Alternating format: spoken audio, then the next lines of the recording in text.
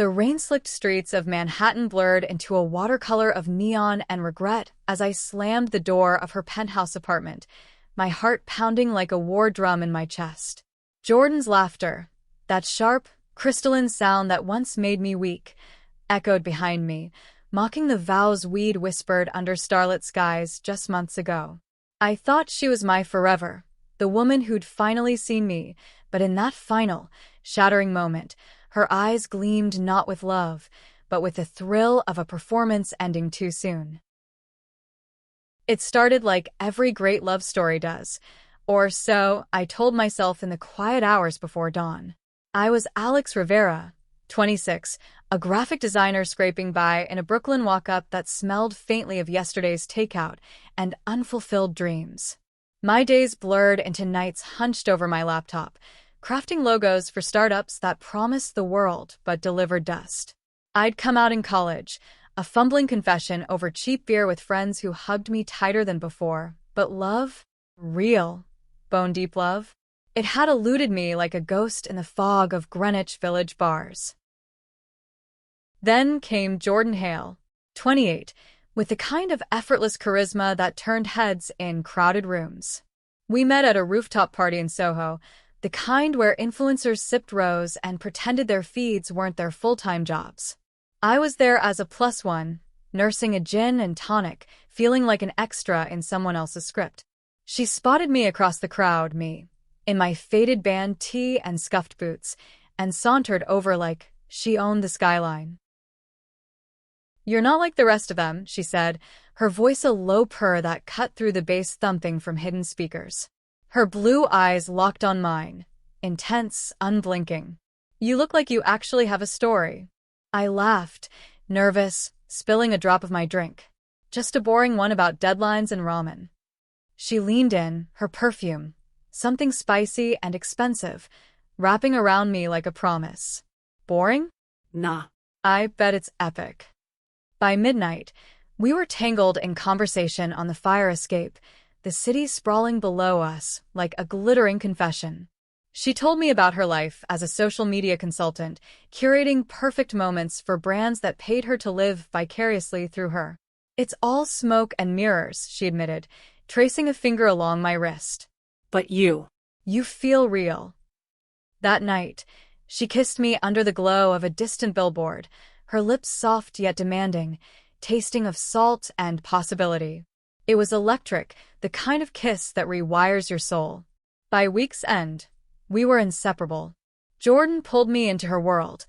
Brunches in Tribeca where mimosas flowed like secrets, gallery openings where her hand on my lower back made me feel seen, cherished.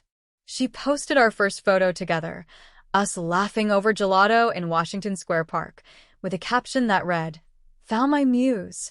Real love." The likes poured in, but it was her whisper in my ear that night, "You're mine now, Alex," that sealed it.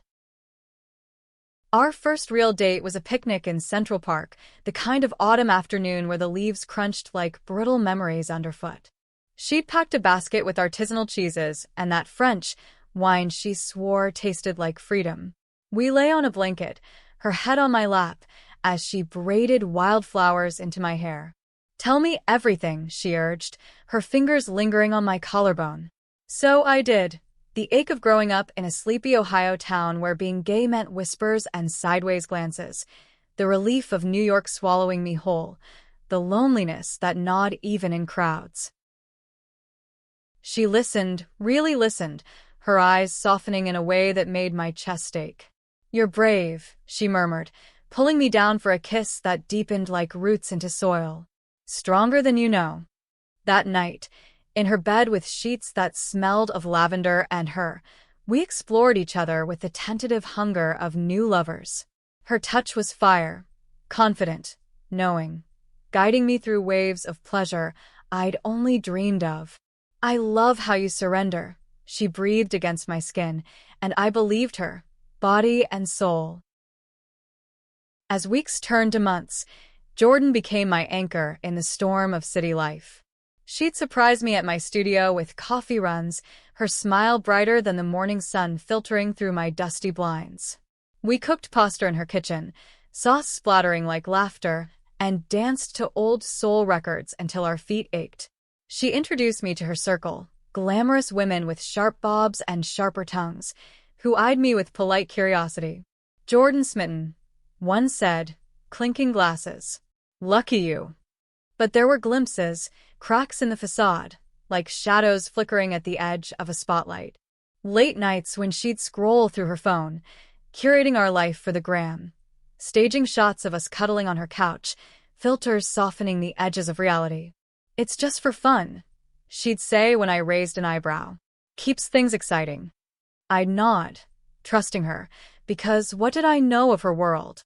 Mine was sketches and solitude. Hers was likes and launches. One evening, as snow dusted the windows of her Upper East Side loft, she proposed a weekend getaway to the Hamptons. "Just us," she promised, her arms wrapping around me from behind as I washed dishes. No phones, no poses. Real us. My heart soared. We drove out in her convertible, wind whipping our hair, singing off-key to indie playlists. The house was a dream. Shingled cottage by the sea, waves crashing like applause. We walked beaches at dawn, her hand in mine, collecting seashells that she tucked into my pockets like treasures. That night, by the fireplace, embers glowing like unspoken truths, we made love with a slow, aching tenderness. Her body arched under mine, breaths mingling in the salt air drifting through cracked windows. "I can't imagine life without you," she whispered, tears glistening in her eyes. I held her close, believing every word, our hearts sinking in the rhythm of the tide outside. It was perfect, or so it seemed, until the morning light revealed the tripod in the corner, her phone propped up, recording our candid moments for a sponsored post she'd teased on her stories. I froze, towel slipping from my hand. "What?" She laughed it off, casual as a shrug. "Relax, babe. It's for the aesthetic. Couples goals, you know? You'll thank me when it goes viral." Her kiss was quick, dismissive, but the seed of doubt had been planted, burrowing deep. Back in the city, the doubts multiplied like echoes in an empty hall. Jordan's schedule grew frantic, late meetings that stretched into dawn, cryptic texts from clients I never met. She'd come home flushed, eyes alight, regaling me with tales of power lunches and brand deals. "You're my rock," she'd say, collapsing into my arms, but her gaze often drifted to her reflection in the mirror, adjusting angles like a director mid-scene. I tried to shake it, burying myself in work. A big project landed, a rebrand for a queer-owned bookstore in Chelsea, and I poured my soul into it, sketches blooming with colors of hidden desires. Jordan celebrated with me over Thai takeout, toasting my success, but the next day, she suggested we attend a gala together. "It'll be perfect exposure for you," she said, holding up a dress she'd borrowed from a stylist friend, emerald silk that hugged my curves like a second skin. The event was a whirlwind of crystal chandeliers and champagne flutes, celebrities mingling like gods among mortals. Jordan was in her element, arm linked through mine, introducing me as my brilliant girlfriend, the artist behind that viral campaign. Heads turned, whispers followed, and for a moment, I basked in it, the validation, the belonging.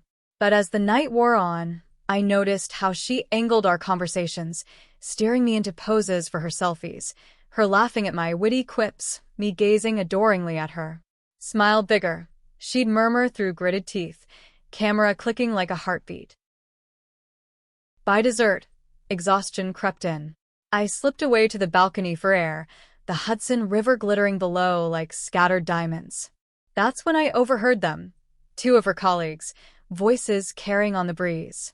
"Jordan's latest arm candy is gold," one chuckled. "That bookstore gig? She pitched Alex to the client last week. Smart move, makes her look like the supportive powerhouse." The other snorted. "Yeah, until she gets bored. Remember Mia? 6 months of true love posts, then ghosted for the next shiny thing. Jordan's feed is her empire. The rest is just props." My stomach twisted while rising. Props.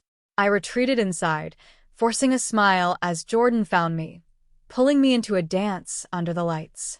Her body pressed close, familiar heat, but now it felt scripted, rehearsed. "Having fun?" she asked, oblivious. More than ever, I lied, the words ash on my tongue. The following weeks were a tightrope walk over an abyss. I watched her like a hawk, piecing together the puzzle in stolen moments. Late one night, while she showered, I scrolled her laptop. Innocent curiosity, I told myself. Folders labeled campaign assets spilled open. Photos of us, cropped and captioned for pitches. Partner in crime, Alex Rivera, rising star designer. Synergy potential, high. Emails to agents gushed about our authentic romance, boosting her personal brand. Queries for joint appearances, laced with dollar signs. Betrayal hit like a freight train.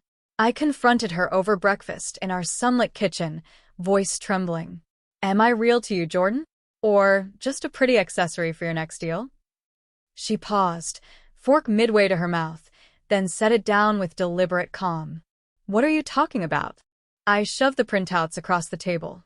Yes, I'd printed them, old school fury.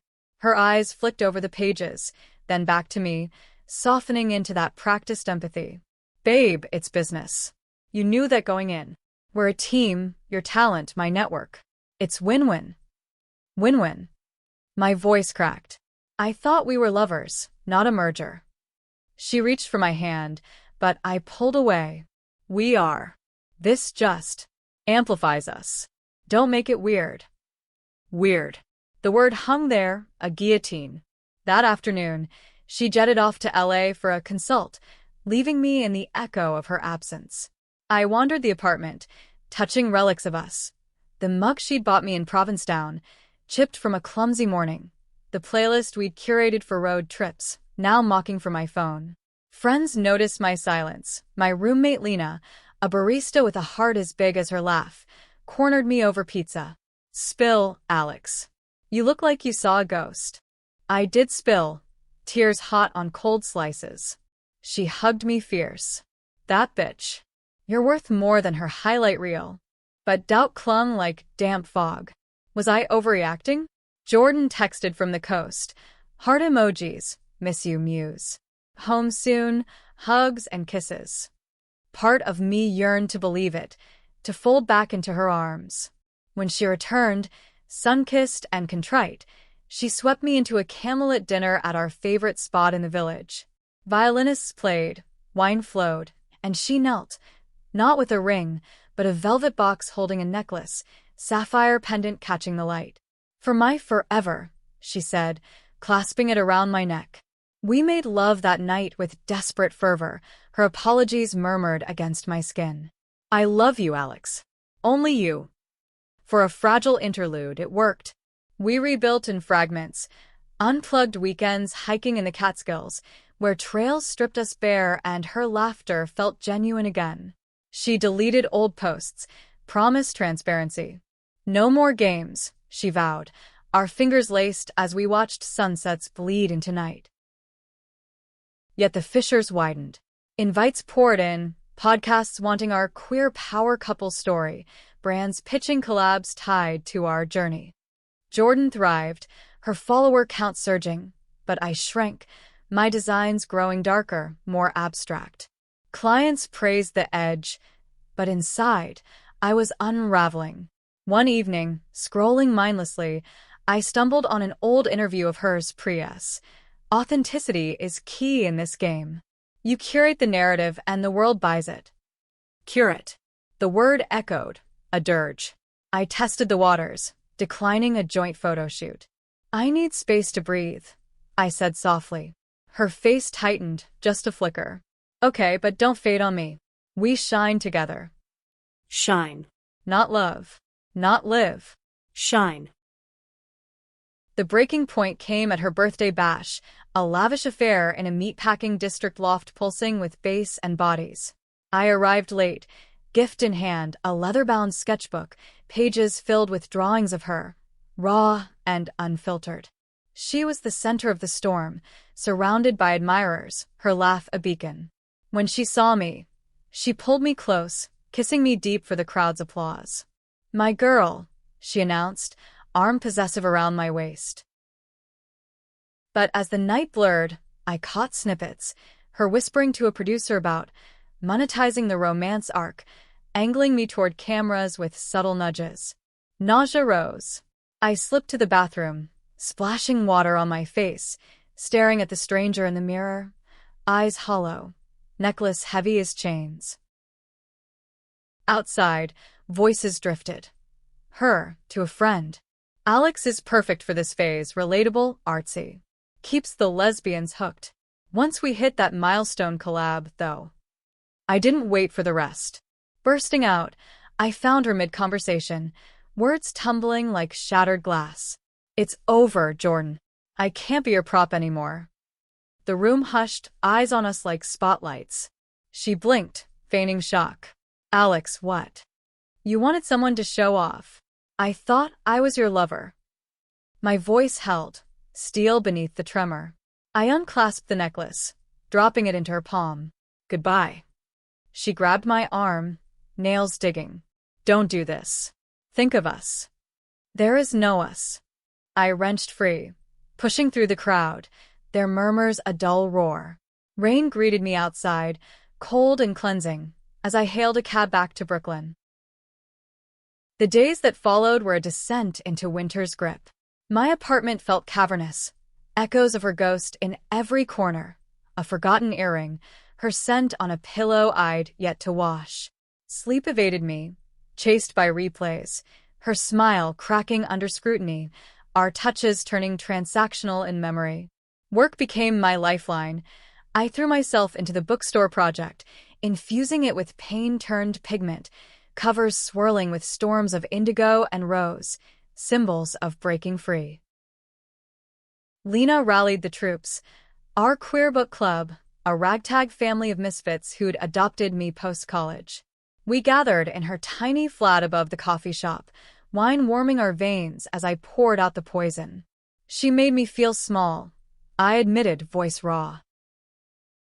Maya, the poet with ink-stained fingers, squeezed my hand. "She made you doubt your light. But look, you're still glowing, Alex." They shared their scars, heartbreaks that scarred but strengthened, loves that fizzled into friendships. "You're not alone," Theo, the non-binary barista, said, passing me a joint. "And you're not broken." Slowly, the fog lifted. I started running along the East River at dawn, breath sinking with the gulls' cries, body reclaiming space she'd claimed. Therapy sessions unpacked the layers, my fear of invisibility, rooted in Ohio's silences. "You deserve reciprocity," my counselor said, her voice steady as an anchor. "Not performance." Jordan's texts barraged at first, pleas laced with gaslight. "You're overreacting. Come back, we can fix this." Then anger. "Fine, throw it away." Silence followed, a mercy. One crisp March morning, 6 weeks post-fracture, I logged into my portfolio site. A message blinked. The bookstore owner, raving about my designs, offering a full-time gig with creative control. "Your work speaks volumes," she wrote. Raw, real. "We need that." Tears blurred the screen, not of loss but release. I accepted, stepping into a world of my own making. Spring unfurled in Brooklyn like a hesitant bloom. I thrived in the bookstore's cozy chaos, surrounded by shelves groaning with stories of queer resilience, tales of women loving fiercely, unapologetically. Evenings blurred into open mics, where I shared sketches and snippets of poetry born from the wreckage. From ashes art, the crowd murmured, their applause a balm. Jordan resurfaced in fragments, a mutual friend's slip about her new flame, a blonde influencer with megawatt smiles, their posts a carbon copy of ours. It stung, a phantom ache, but I scrolled past, heart steady. I'd unfollowed, but the city whispered her name sometimes, in passing cabs or cafe queues. Each time, I straightened, whispering my mantra, stronger. Lena dragged me to Pride that June, rainbow flags snapping like defiant flags. We marched, sweat-slick and shouting, bodies a tide of solidarity. Amid the floats and feathers, I locked eyes with a woman, early 30s, curly red hair framing freckled cheeks, laughing with a group of activists. She handed me a flyer for a community art collective, her green eyes warm. "You look like you'd fit right in. Ever sketch live models?" I smiled, genuine, the first in months. "Actually, yeah, I'm Alex." "Sam," she replied, shaking my hand, firm, electric, without demand. We talked for blocks, her stories of grassroots theater weaving with mine of design dreams. No cameras, no curation, just connection, unscripted. As summer deepened, Sam became a quiet constant. Coffee runs turning to gallery strolls, her hand brushing mine without possession. She saw me, the artist, the survivor, not as a story to sell. One evening, on a bench in Prospect Park, fireflies dancing like secrets, she turned to me. "I like you, Alex. The real you. Messy sketches and all." My heart stuttered, hope flickering. "I like you too. But I'm still healing." She nodded, no pressure. "Then we heal together. Slow as you need." It wasn't fireworks, not yet, just embers, steady and true. We kissed under a canopy of oaks, soft and searching, her lips tasting of possibility, without performance. In her arms, I felt seen, not showcased. Months later, as leaves turned amber once more, I stood on that same Soho rooftop where it began, sketchpad in hand, capturing the skyline's jagged beauty. Jordan's world spun on, a distant hum. But mine? It was vast, vibrant mine. I'd walked away shattered, but emerged forged, stronger in my solitude, richer in my truths. Love, I learned, isn't a spotlight. It's the quiet glow within, shared freely or savored alone. And in that knowing, I was whole.